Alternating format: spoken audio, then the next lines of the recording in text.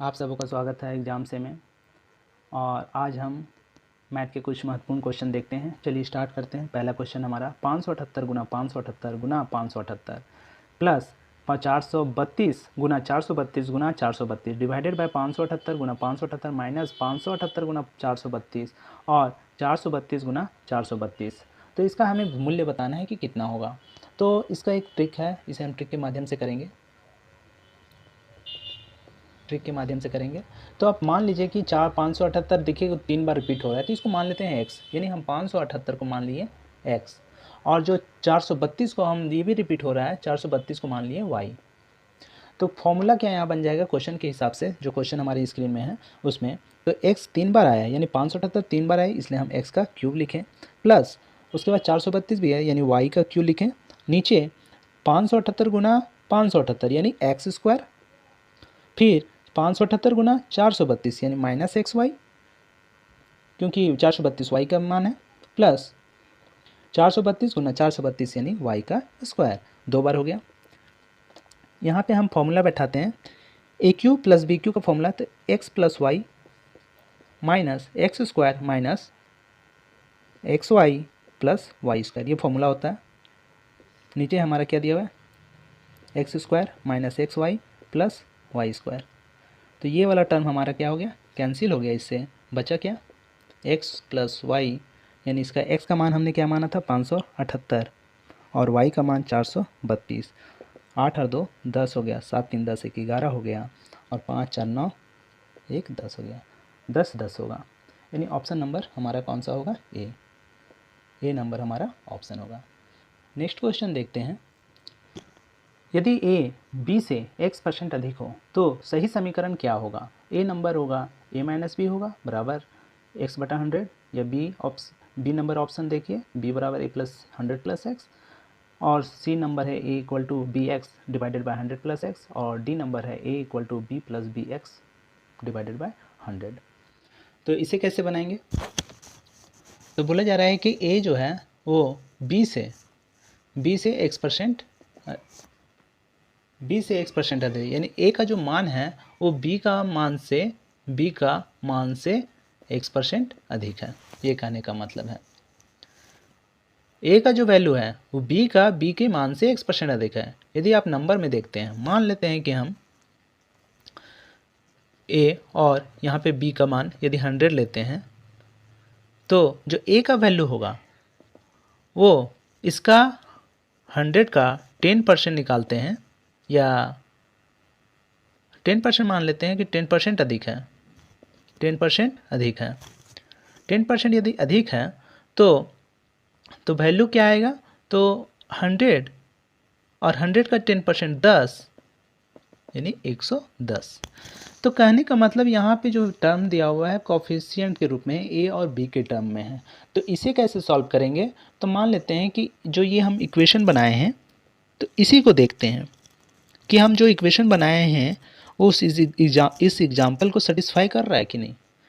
तो देखेंगे तो सही ये एग्जाम्पल को सेटिस्फाई कर रहा है। तो यानी हमारे जो मान हो जाएगा क्या हो जाएगा, a equal to b plus b x divided by 100। तो इसमें ऑप्शन हमको डायरेक्ट दिख रहा है, कौन सा हो जाएगा, डी नंबर आंसर। तो कुछ नहीं करना है कि b का जो मान है b का x% निकाल लीजिए। जैसे ही b का मान 100 लिए हैं, फिर बोल रहा है कि b से अधिक है, यानी b के वैल्यू से अधिक है, यानी 100 और 100 का जो 10% है उससे अधिक है, तो ये हमारा इस तरह का वैल्यू आएगा। तो नेक्स्ट क्वेश्चन देखते हैं कि एक व्यापारी दावा करता है कि वह अपने सामान को क्रय मूल्य पर बेचता है, परंतु 1 किलो की बजाय उसने 900 ग्राम वजन देता है। बताइए कि इसका लाभ कितना प्रतिशत है। यानी ये शॉपकीपर है हमारा, ये शॉपकीपर है और ये कस्टमर है। तो लेकिन ये शॉपकीपर जो है वो इसको दिया कितने में, ये दिया कितने में, 900 ग्राम दिया, ये इसको दिया 900 ग्राम, लेकिन इसके पास जो रुपया लिया, इससे जो रुपया लिया, यानी हम मान लेते हैं कि 1000 ग्राम है, ठीक है, उस 1000 में रुपये के रूप में एक पर ग्राम देखें तो 1000 रुपया हुआ, लेकिन इसको 900 ग्राम दिया, यानी इसको 100 ग्राम कम दिया, यानी 100 रुपये का फ़ायदा, 100 रुपये का जो फ़ायदा है वो किसको हो रहा है? शॉपकीपर को, शॉपकीपर को फ़ायदा हो रहा है। तो शॉपकीपर को फ़ायदा हो रहा है 100 रुपये का 100 रुपये का फ़ायदा हो रहा है शॉपकीपर को, लेकिन जो एक्चुअल वैल्यू है, एक्चुअल जो मान है, एक्चुअल जो वैल्यू है, वजन है, वो कितने का है? 900 ग्राम है एक्चुअल वैल्यू। ये प्रॉफिट परसेंट हो गया आपका किसका? शॉपकीपर का।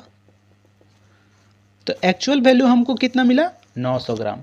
जब 900 ग्राम एक्चुअल वैल्यू है, यानी उस 900 मान ली पर ग्राम हम 1 रुपये लिए हैं, तो यानी 900 रुपये पे ही हुआ है एक्चुअल वैल्यू। 900 रुपये पे हम काउंट करेंगे, यानी 100 डिवाइडेड बाय 900 गुना 100, इससे कैंसिल ये से, यानी 100 डिवाइडेड बाय 900, सॉरी यहाँ 9 होगा, तो 9 1 जा 9, 9 का 9, हाँ 1/,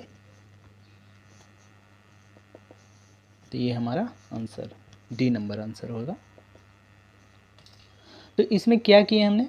कुछ नहीं है कि एक शॉपकीपर है, उसको किसी ग्राहक को दिया सामान, वो उसको दिया 900 ग्राम, उसको मिला, वो उसको 900 ग्राम, लेकिन वो जब तौला था तो वो 1000 ग्राम था, लेकिन उसको 900 ग्राम दिया। तो कहने का मतलब है कि 100 ग्राम का फ़ायदा दुकानदार को हुआ। जब दुकानदार को 100 ग्राम का फ़ायदा, यानी रुपये में देखें पर ग्राम हम यदि 1 रुपये लें तो 100 रुपये का फ़ायदा हुआ, लेकिन जो 100 रुपये हुआ तो एक्चुअल जो मिला है वैल्यू, जो दुकानदार एक्चुअल मान हमको कितना दिया, तो एक्चुअल जो मान है हमको कितने का है? एक्चुअल मान 900 ग्राम ही मिला है। तो हम यहाँ पे हमेशा जब भी लेंगे, जब भी प्रॉफिट या लॉस होगा, तो एक्चुअल मान पे, एक्चुअल वैल्यू पे लेंगे कि हमको एग्जैक्ट दुकानदार कितना दिया है, दुकानदार हमको कितना दिया या ग्राहक कस्टमर को कितना दिया है, तो वहाँ पे इसका वैल्यू लेकर हम उसको सॉल्व करेंगे और परसेंटेज प्रॉफिट होगा, प्रॉफिट लॉस होगा, जैसा वो क्वेश्चन बोलेगा उसके हिसाब से करेंगे। नेक्स्ट क्वेश्चन देखते हैं। नेक्स्ट क्वेश्चन है हमारा कि root under 5 plus 2 root under 6 minus 1/√5 plus 2 root under 6। तो इसका मान हमें बताना है कि क्या होगा। तो कैसे सॉल्यूशन करेंगे इसका? तो वैल्यू क्या दिया हुआ है हमें? तो root under 5 plus 2 root 6 minus 1/√5 plus 2 root under 6। तो इसे बनाएंगे।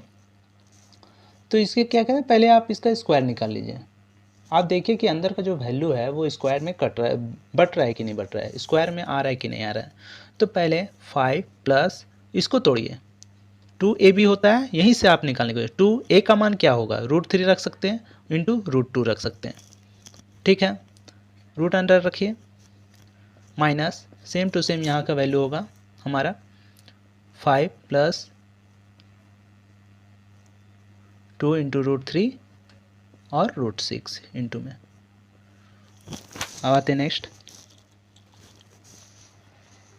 तो यहाँ पे देखिए कि ये √3 का स्क्वायर और √2 का स्क्वायर हम लिख सकते हैं। √2 का स्क्वायर, इन दोनों का स्क्वायर करेंगे तो 5 आता है, प्लस ये 2 इंटू √3 और √2, इसको 1/2 रख सकते हैं, माइनस सेम टू सेम यहाँ पे, तो हम डायरेक्ट लिख सकते हैं √3 प्लस √2 का होल स्क्वायर, और रूट अंडर में रख सकते हैं इसको।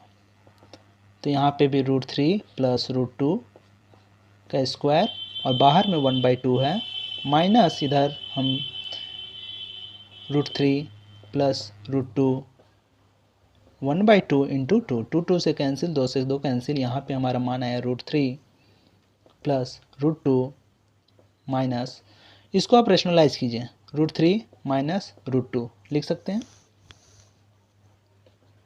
तो √3 ये ब्रैकेट में रखिए, और यहाँ पे नीचे लिखेंगे तो √3 का स्क्वायर √2 का स्क्वायर करेंगे तो -1 का वैल्यू आ जाएगा, उसका 1 आ जाएगा। तो √3 √2 -√3 और प्लस √2 कैंसिल कटेगा कुछ ना, √3 यानी 2√2 आएगा हमारा मान। तो ऑप्शन नंबर हमारा हो जाएगा फर्स्ट, ऑप्शन हमारा फर्स्ट। नेक्स्ट क्वेश्चन देखते हैं। किसी टैंक के 1/4 भाग भरे होने पर उसमें 135 लीटर पानी है। यदि उसमें 180 लीटर पानी है तो टैंक का कितना भाग पानी से भरा हुआ होगा। यानी बोला जा रहा है कि एक टैंक है हमारा, इस टैंक में कितना भाग पानी है, तो इस टैंक में 1/4 भाग पानी है। अब बोल रहा है कि यही टैंक में 135 लीटर भी है, यानी 135 लीटर है और 1/4 भाग के रूप में बता रहे हैं कि इतना भाग है, और लीटर में बोल रहा है कि 135 लीटर है, यानी दोनों भाग बराबर है हमारा। यानी 1/4 जो है वो 135 लीटर के बराबर है। यानी 1 लीटर का मान हमारा क्या आ जाएगा, 1/4 गुना 135। लेकिन हमको बताना है कि यही टंकी में 135 में नहीं बताना है, बल्कि 180 लीटर में कितना भाग भरा होगा। यूनिटरी मेथड है, तो यहाँ पे हम 180 लीटर का निकालेंगे। तो 1/4 एक का निकल गया, तो 180 का ऊपर में 180 गुना कीजिए और नीचे 135, यानी 180 का जो वैल्यू आ जाएगा हमारा कितना आ जाएगा 180 लीटर का। तो काटिए, 4 4 चक 16, 4 पचे 20, यानी 45 ऊपर आ गया, नीचे 135 और कटेगा, 5 9 45, 5 दूनी 10 और 5 7 35, 9 8 9 3 27, यानी कितना भाग हो गया 1/3 भाग। तो हमारा आंसर हो जाएगा थर्ड 1/3। नेक्स्ट क्वेश्चन देखते हैं। √2⁴ प्लस 64 में रूट में क्यूब है और 2⁸ और उसके पावर में 1/4 है, जो 4 के टर्म में लिखा होगा। तो यहाँ ऑप्शन हमारा बी 12 होगा, 16 होगा, 18 होगा या 24 होगा। तो देखते हैं इसे कैसे सॉल्व करेंगे। तो क्या दिया हुआ है, तो 2⁴ और 2⁴ है और ये किस में है 1/2। फिर है 64 है 1/3, लेकिन और 2⁸ और पावर में 1/4 इस टर्म में है।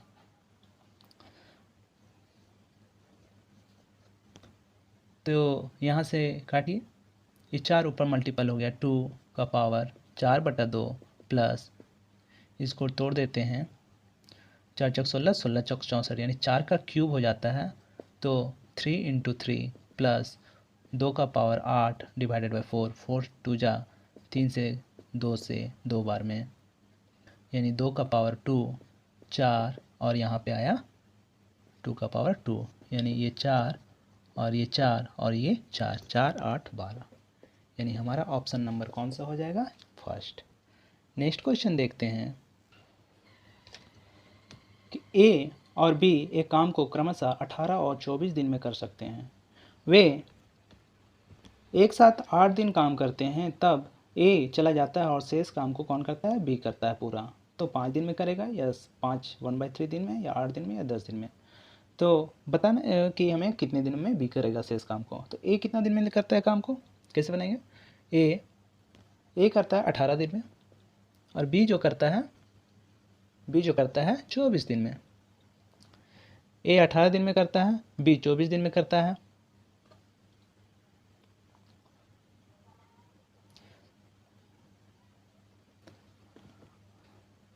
तो देखेंगे कि कुल काम कितना है। तो इसका एलसीएम लीजिए 18 और 24 का, तो 6 से देते हैं, 6 × 18, 6 × 24 आपने जाएगा।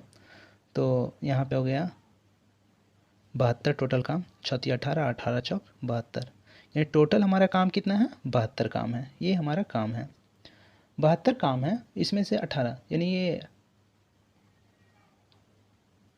4 काम करता है और ये 3 काम करता है।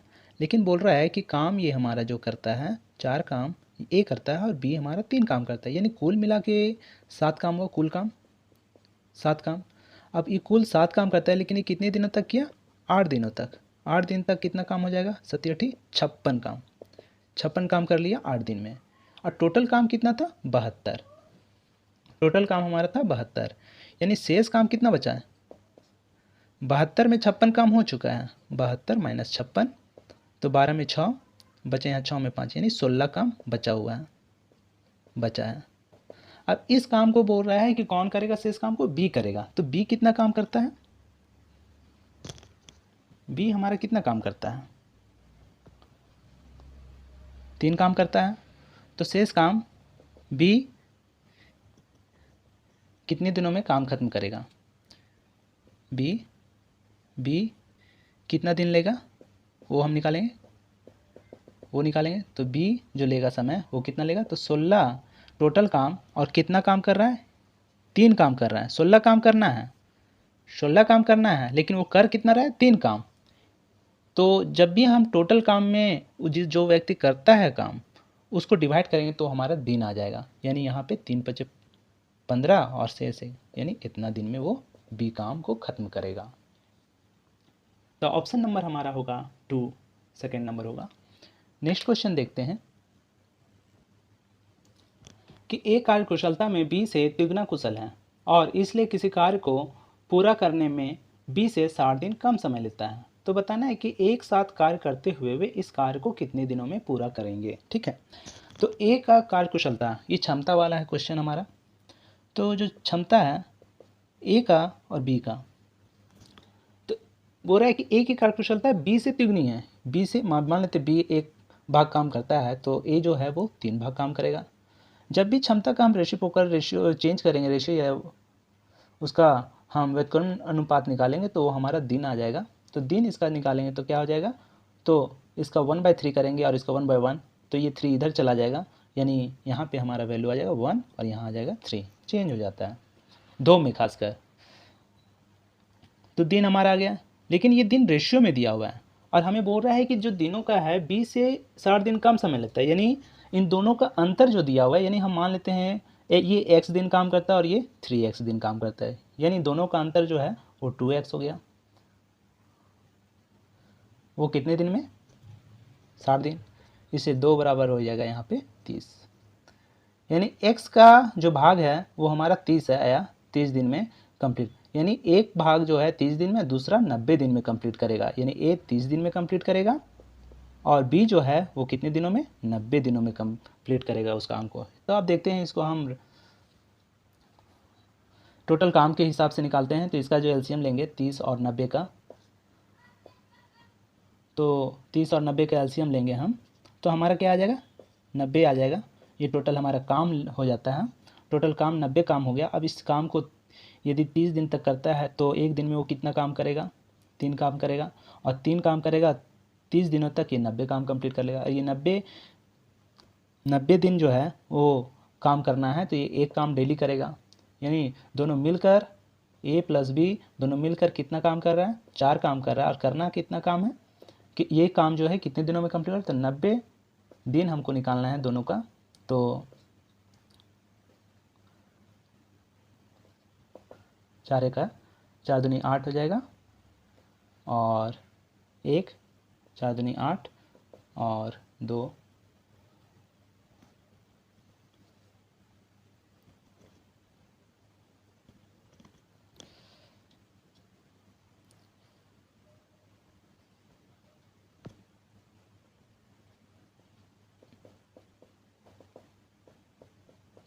इतना दिन आएगा हमारा। नेक्स्ट क्वेश्चन देखते हैं कि निम्न भिन्नों में कौन सी सबसे छोटी भिन्न है। तो निम्न भिन्नों में कौन सी सबसे छोटी भिन्न है? तो हमारा 7/6, 7/9, 4/5 या 5/7। तो सबसे छोटा और बड़ा निकालना है, रेशियो वाला जो भिन्न संख्या है उसका हम निकालने का विधि क्या है हमारा। तो आप लिख लीजिए पहले सारे भिन्न को। 7/6 दिया हुआ है, 7/9 है हमारे स्क्रीन में, 4/5 और उसके बाद है 5/7। तो पहले आप क्या कीजिए, इन दोनों का अंतर लिखिए।